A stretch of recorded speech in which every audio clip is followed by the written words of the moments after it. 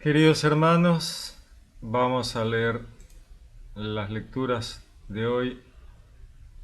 Vamos a leer la carta de Santiago, el capítulo 1, y luego vamos a continuar leyendo el Evangelio de Marcos, capítulo 8. Vamos a leer entonces la carta del apóstol Santiago. Santiago, siervo de Dios y del Señor Jesucristo, saluda a las 12 tribus en la dispersión. Interesante, ¿no? Está saludando a las tribus en la diáspora, ¿no? Cuando han tenido que dejar Jerusalén, han tenido que dejar Judá, han tenido que dejar la tierra por un motivo o por otro, en tantas diásporas que se han visto obligados a alejarse de su tierra, ¿no? Y acá Santiago está saludando a todos estos judíos, hebreos, israelitas en la diáspora, ¿no? Saluda a las 12 tribus en la dispersión. Un mecanismo maravilloso de Dios para que los hebreos llevaran la Torá, el Dios de los hebreos, las tradiciones, la ley, al extranjero, ¿no? Para que los paganos, los extranjeros, conocieran de los hebreos, ¿no? Conocieran el Dios hebreo, muchos ya lo asimilaban, algunos querían pertenecer, y ya era un acercamiento a lo que tarde o temprano llegaría del cristianismo, ¿no? El judaísmo, al estar en el extranjero y al acompañar luego al cristianismo, lo ha validado siempre, ¿no? ¿Por qué? Porque al principio era solo el judaísmo, ¿no? Los hebreos con la ley, con su libro, con su Dios, que hacían que la gente les llamara la atención, ¿no? ¿Quiénes eran estos? Que eran un grupo cerrado, que no se mezclaban, que tenían sus sinagogas, que tenían este Dios que los hacía descansar un día a la semana, que tenían toda esta ley, todos estos rituales, esta concepción social, ¿no? Porque proteger al extranjero, proteger a la viuda, al huérfano. Así que tenían una situación muy especial que hacía que la gente este, los mirara, los tratara de entender de qué se trataba. Y de esa manera el Dios de los hebreos llegaba a todos estos pueblos paganos, ¿no? Cuando se inicia la evangelización luego de Jesús, junto con los cristianos se mueven también los judíos cuando son todos echados por los romanos de Jerusalén, ¿no? Ya estaban los judíos en la diáspora, acá lo vemos. Y luego los cristianos se mueven por Europa, por, por Europa del Este, Rusia, ¿no? Y los judíos los acompañan, siempre viajan juntos, cristianos y judíos. Entonces, cuando la gente escuchaba la buena nueva del cristianismo, muchos pensaban, ¿será cierto? ¿Esto no será un mito? ¿Habrá existido el Cristo? Y siempre los tuvieron a los judíos al lado, ¿no? Y los judíos decían, sí, sí, sí, sí, los mataron los romanos, los matamos nosotros, no era el Mesías, ¿no? Sí, no, qué sé yo. Pero el judaísmo ha servido y ha sido muy importante y es muy importante para validar al cristianismo. Porque el judaísmo valida el cristianismo aún parándose en la vereda enfrente, ¿no? Diciendo, no es el Mesías que esperábamos, no es el rey de los judíos que esperábamos, no era lo que nosotros esperábamos. Pero existió, sí, sí, existió, pero, ¿no? Pero existió. Y ahí está el tema, ¿no? No, bueno, pero no era el Mesías, no, bueno, pero no era lo que nosotros queríamos, no era lo que nosotros esperábamos. ¿Pero existió? Sí existió. Bueno, listo, ¿no? Así que ha sido muy, muy, muy importante. Y es muy importante. Continúa. Considerad como un gran gozo, hermanos míos, el estar rodeado por todas clases de pruebas. sabiendo que la calidad probada de vuestra fe produce la paciencia en el sufrimiento. Interesante lo que dice Santiago, ¿no? Que las pruebas hay que tomarlas con gozo, dice, ¿no? Considerad como un gran gozo, hermanos míos, el estar rodeado por todas clases de pruebas, sabiendo que la calidad probada de vuestra fe produce la paciencia en el sufrimiento. ¿Qué significa todo esto, no? El cristiano que comprende, que entiende que hay una obligación en actuar correctamente y una sensación de felicidad en actuar correctamente para lograr y llegar y alcanzar el reino de los cielos. Con conciencia, si uno realmente comprende que orar correctamente es lo mejor que se puede hacer, entonces uno disfruta hacer las cosas bien. Entonces, cuando el enemigo te pone pruebas, ¿no? Te tienta, te trata de hacer tropezar, trata de que caigas en el mundo para que seas arrastrado, entonces se disfruta el hecho de me está tentando, está tratando de hacerme tropezar, pero yo tengo la conciencia, sé de qué se está tratando, ¿no? Y entonces la fe se, se asienta, ¿no? Se ve en acción. La calidad probada de vuestra fe, dice. Entonces se produce la paciencia en sufrimiento, ¿no es cierto? Porque uno la está pasando mal, pero ¿no? Uno dice, bueno, hay que pasarlo, Dios sabrá por qué, Dios sabrá qué vendrá después, pero todo es para bien. Y cuando estemos del otro lado, todo esto va a tener su fruto, ¿no?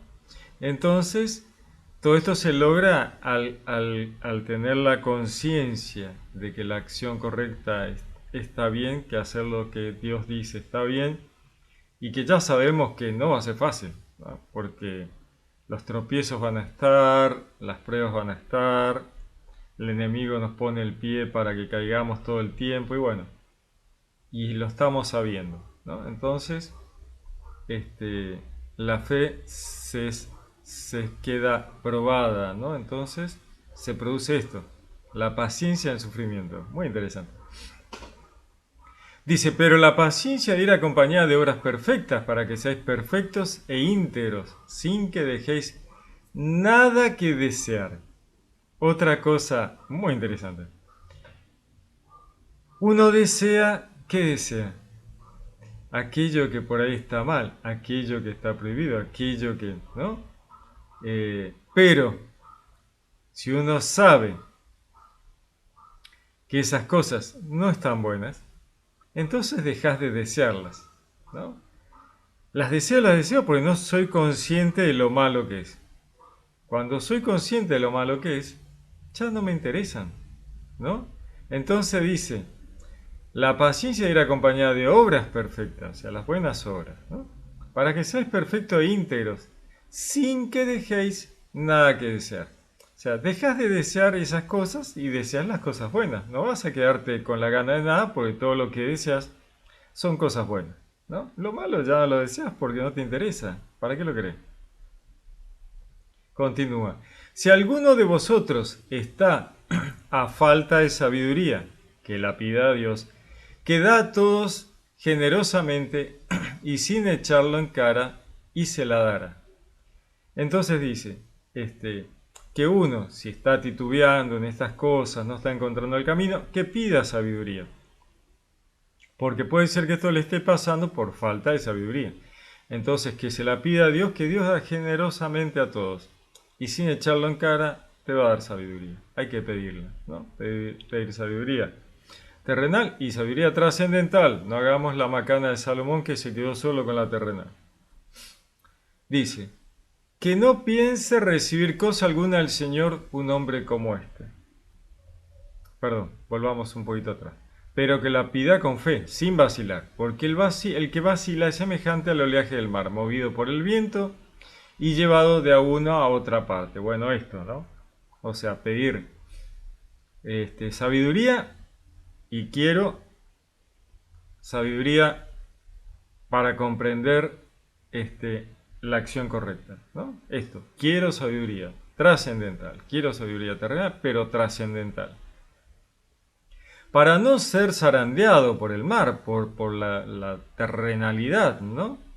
Entonces dice que no piense recibir cosa alguna del Señor un hombre como este, un hombre irresoluto e inconstante en todos sus caminos. El hermano de condición humilde gloríese en su exaltación, ¿no?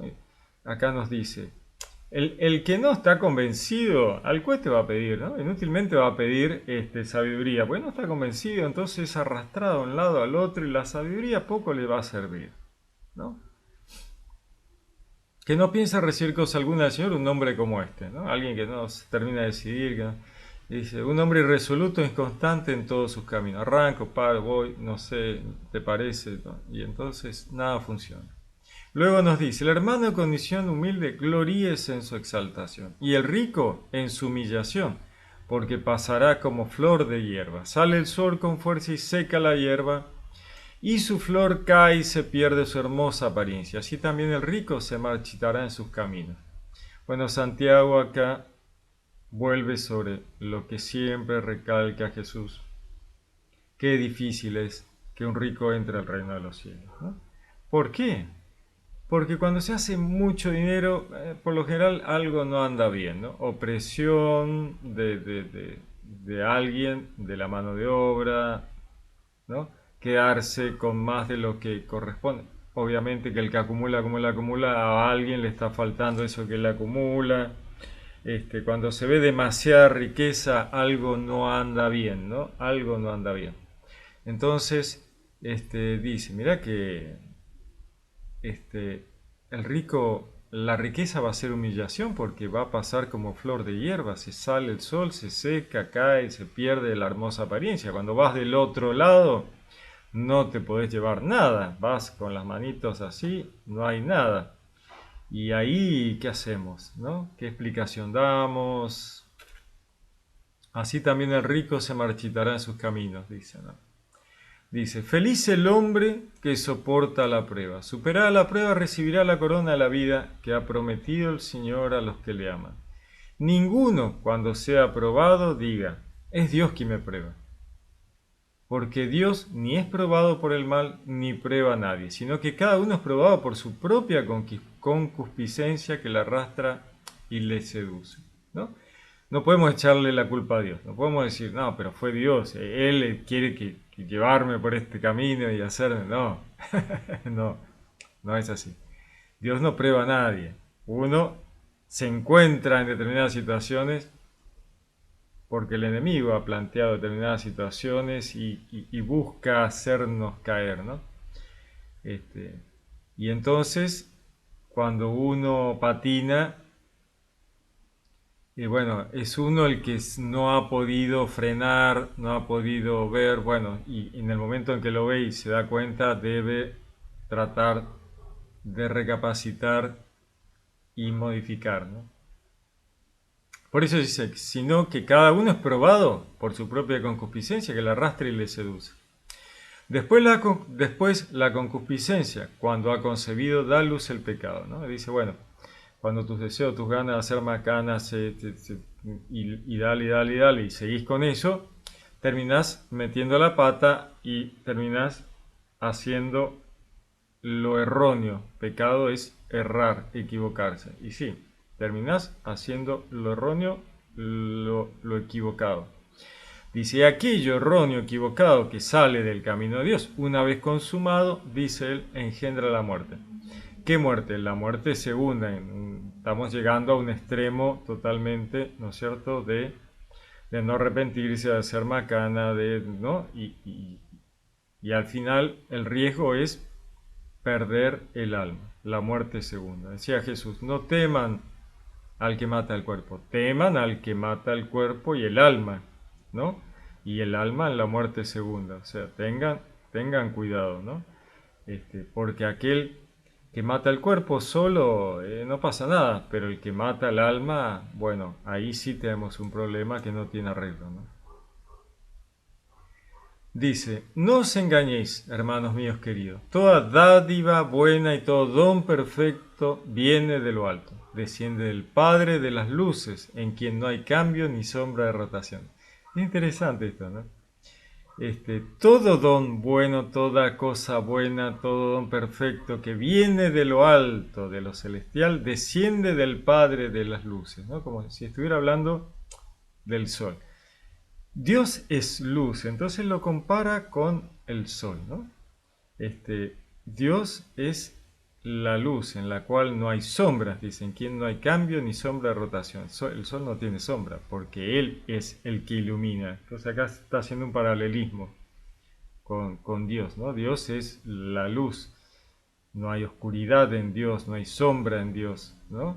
Todo lo perfecto, todo lo bueno, todo lo luminoso viene de Dios. Dice, nos engendró por su propia voluntad, con palabra de verdad, para que fuésemos como las primicias de sus criaturas. ¿No? Nos engendró. Este engendrar que tiene que ver con el Espíritu Santo, con la palabra de Dios, para que fuéramos las primicias, los primeros, ¿no? Entre sus criaturas en la creación, ¿no? El cristiano. Tenerlo presente, hermanos míos queridos, que cada uno sea diligente para escuchar y tardo para hablar, tardo para la ira. Nos dice, ¿no? Escuchen muy bien. Y no hablen enseguida, hay que esperar un poquito, digerir lo que se escuchó, ¿no? Y tardo para enojarse, no se enojen, esperen un poco, piensen bien, escuchen, no saquen conclusiones, y no se enojen, no sean, me enojo enseguida, no, tardo para la ira. Porque la ira del hombre no obra la justicia de Dios, ¿no? Uno mete la pata, cuando está enojado y con la ira es para macana. Por eso desecha toda inmundicia y abundancia de mal y recibid con docilidad la palabra sembrada en vosotros que es capaz de salvar vuestras almas. Poned por obra la palabra, no os contentéis, o sea, que no te alcance solo con oírla, engañándoos a vosotros mismos. O sea, hay que llevar la palabra de Dios a los actos, a la vida cotidiana. Si solo es escuchar y no producir obras, no sirve para nada. No se engañen, dice, no se engañen que con escuchar alcanza, no alcanza, no alcanza. Si no se pone en obras, la palabra al cohete la escuchaste. O sea, ¿para qué la escuchaste? Entró por un oído, sale por el otro, como decimos siempre. Hay que poner en obras, porque puedes tener mucha fe y leer la Biblia día y noche, pero si no pones en obras, de nada te va a servir, ¿no? El hacer es fundamental.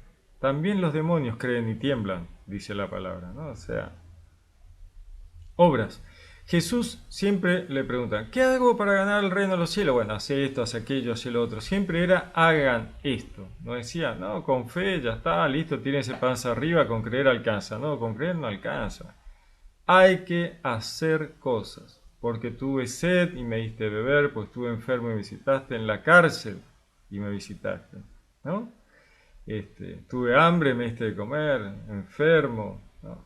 ¿Cuándo hicimos esas cosas? Dijeron los discípulos. Cuando hicieron esto con cualquiera de estos chicos, ¿no? Hacer, acción, obras. No hay que confundir las obras, las buenas acciones que pide Jesús como buen cristiano para alcanzar el reino de los cielos, con las obras de la ley, porque siempre terminamos en el tema de, no, pero las obras de la ley se terminaron. Sí, bueno, justamente. Son dos cosas distintas, son dos cosas distintas. Las obras de la ley mosaica tienen que ver con cumplir la ley mosaica. Y las buenas acciones para ganar el reino de los cielos significa obras buenas de amor al prójimo. Pero cuando se cumple con la ley mosaica y se lleva al fondo de la cuestión, se están haciendo obras de amor al prójimo. Lo que pasa es que hay mucho de la ley mosaica que ya atrasa, ha quedado atrás, ya no sirve si uno quiere ser un buen cristiano y cosas que en la ley mosaica ya no se pueden hacer. Justamente por eso Jesús dice, yo no vengo a abolir la ley, vengo a dar perfecto cumplimiento, no va a pasar ni una tilde.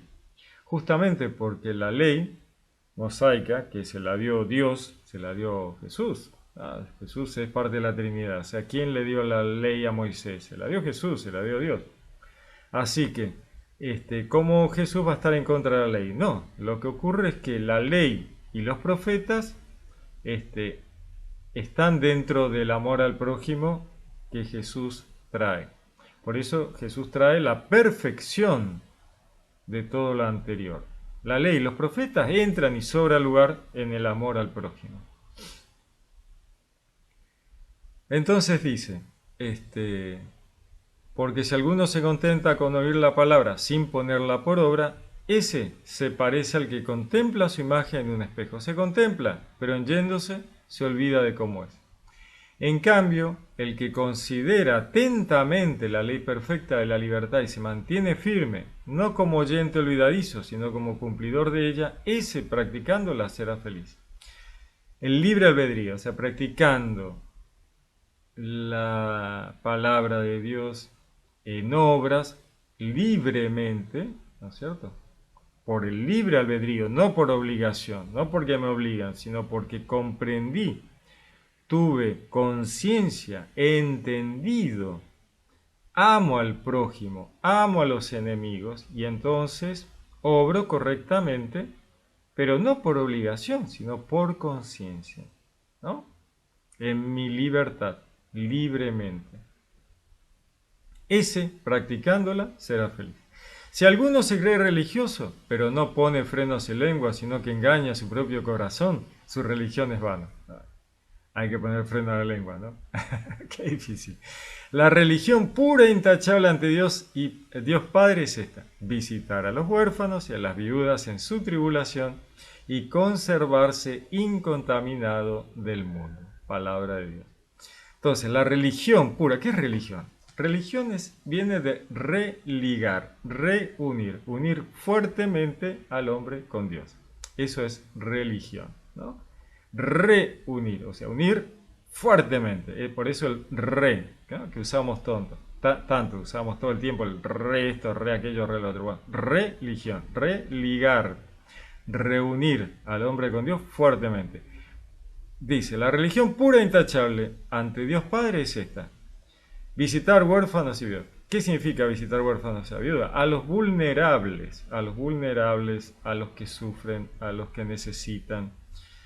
Ayudar al vulnerable, al que realmente está en mala situación, aquel que necesita que se le dé bolilla y se le ayude, ¿no? En eso está esta imagen, huérfanos y viudas, que era lo que ellos tenían claro.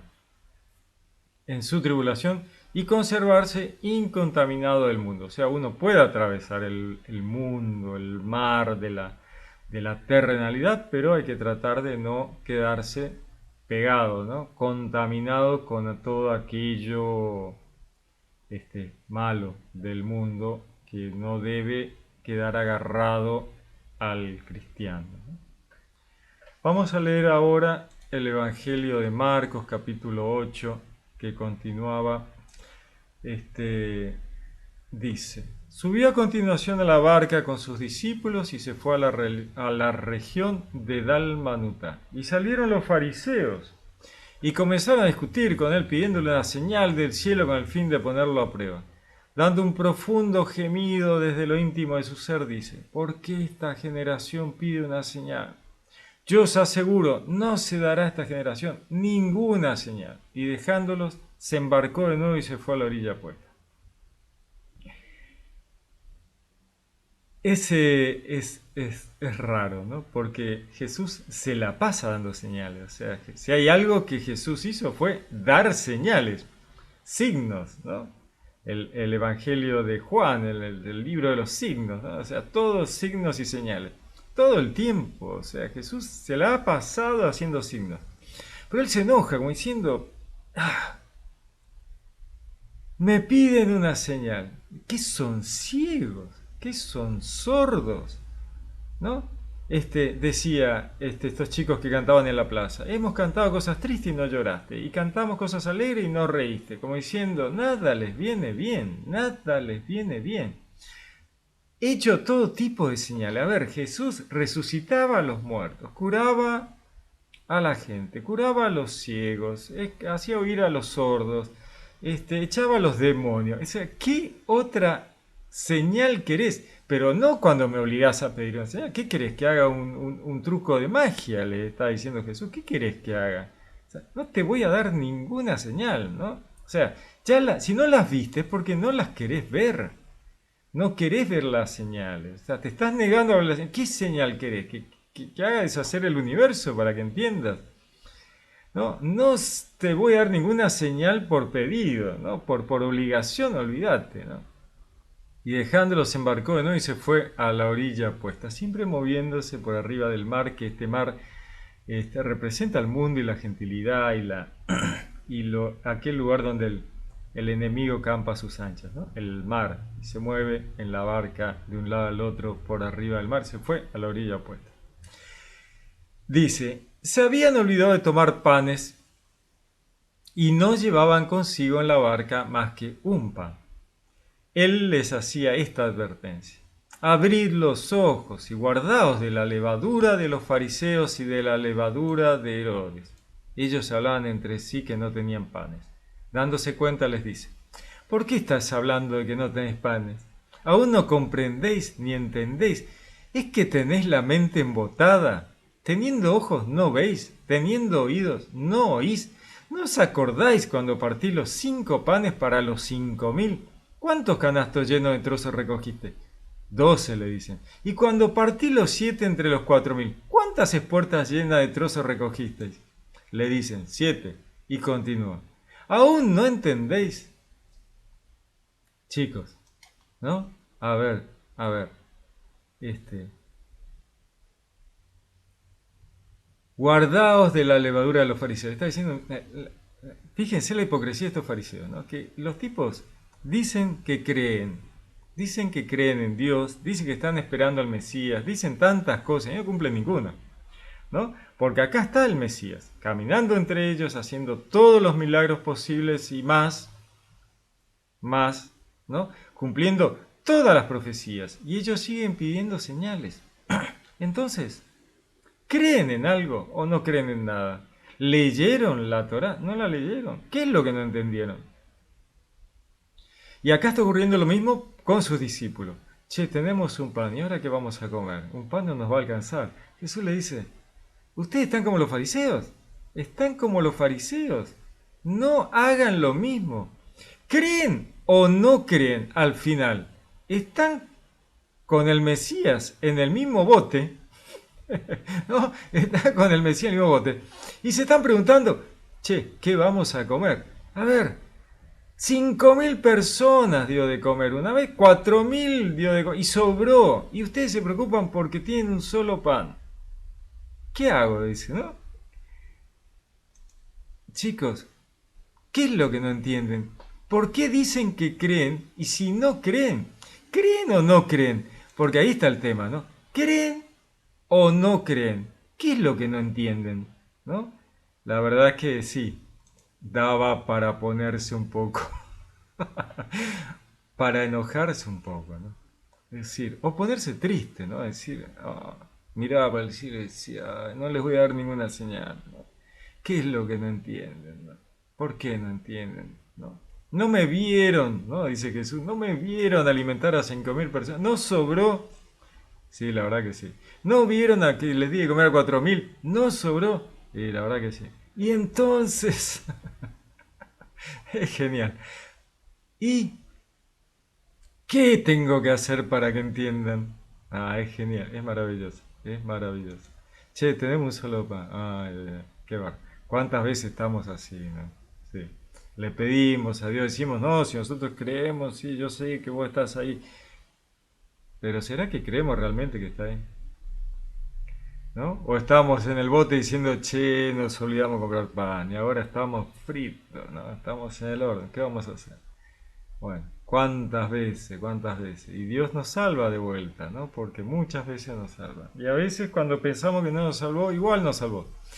Porque cuando uno mira a veces desde lo lejos situaciones que no ha entendido y cosas, después decís, claro, mira vos, sí, qué varón. que así es la vida, ¿no? A veces se entienden las cosas mucho tiempo después, ¿no? ¿Qué va a ser? ¿Qué va a ser? Y tal vez hay cosas que las vamos a entender recién cuando estemos del otro lado. Ahí vamos a decir, ay, cielo, pensar que yo estaba enojadísimo porque no me ayudaste, ¿no? Ya, perdón, perdón, perdón. Me estabas ayudando y yo no me di cuenta. Perdón. Es así, es así. Bien, les deseo una linda semana, que Dios los bendiga. Los saludo con gran afecto. Les habló Pablo Castro.